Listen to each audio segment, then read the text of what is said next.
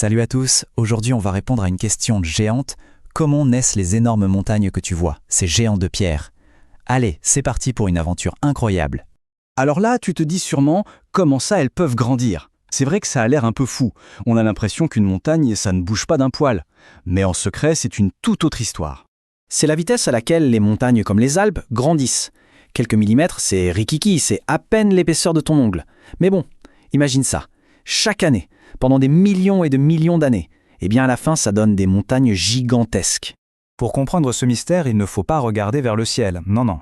Il faut regarder ce qui se passe juste là, sous nos pieds, sous la terre. C'est là que toute la magie se passe.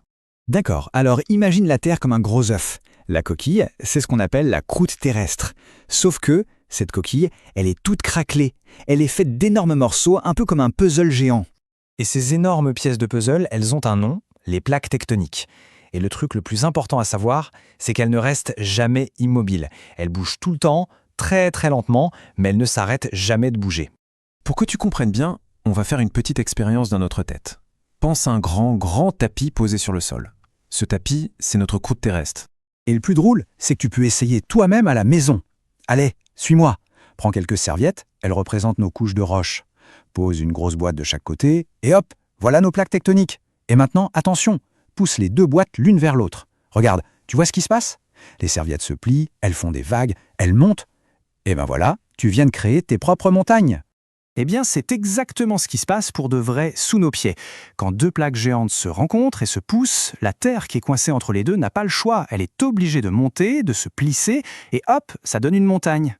Mais attention, il n'y a pas qu'une seule recette pour faire une montagne. Non, c'est un peu comme en cuisine. Il y a plusieurs façons de faire. Alors, voyons ensemble le livre de recettes des montagnes. Première recette, la collision. Là, c'est simple, tu prends deux plaques du même type et boum, elles se rentrent dedans de plein fouet. Comme elles sont aussi costaudes l'une que l'autre, elles se froissent toutes les deux et montent très très haut. Deuxième recette, la subduction. Oula, quel nom bizarre. En fait, c'est quand une plaque d'océan, qui est plus fine, rencontre une plaque de continent. La plaque de l'océan plonge sous l'autre. Et en faisant ça, elle soulève le bord de la plaque du continent et voilà une autre chaîne de montagnes. Et ce n'est pas tout, il y a d'autres recettes. Parfois, c'est un volcan qui fabrique une montagne, en empilant des couches et des couches de lave. Ou alors, un point super chaud sous la terre peut faire gonfler le sol, un peu comme un gâteau qui lève au four, et créer une montagne sans même une éruption.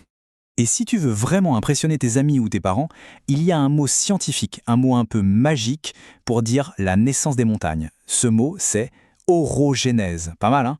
Orogénèse. À toi de le retenir. Bon, maintenant qu'on connaît la théorie, si on allait voir un exemple en vrai, et pas n'importe quel, on part pour l'Himalaya, là où se trouvent les plus hautes montagnes du monde. Accroche-toi, son histoire est vraiment incroyable. Imagine un peu, il y a très longtemps, l'Inde n'était pas là où elle est aujourd'hui. C'était une immense île qui naviguait sur l'océan. Et elle avançait tout doucement vers l'Asie. Et puis, il y a environ 40 millions d'années, crac, c'est la collision. L'Inde percute le continent asiatique. Le choc a été tellement puissant que la Terre s'est soulevée pour créer l'Himalaya. Et tu sais quoi?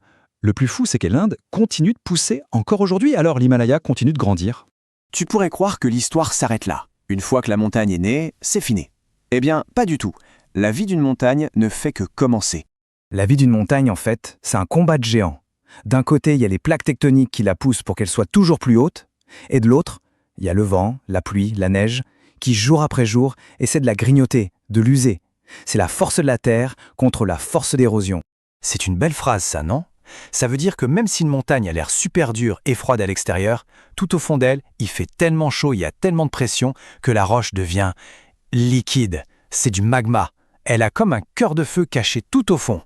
Alors voilà, maintenant tu sais qu'une montagne, c'est bien plus qu'un énorme rocher. C'est toute une histoire qui se compte en millions d'années. La prochaine fois que tu en verras une, en vrai ou en photo, regarde-la bien. Essaie d'imaginer le voyage des continents, le choc incroyable, sa longue bataille contre le vent. Chaque montagne a vraiment une histoire à te raconter. Et maintenant, tu as les clés pour la comprendre.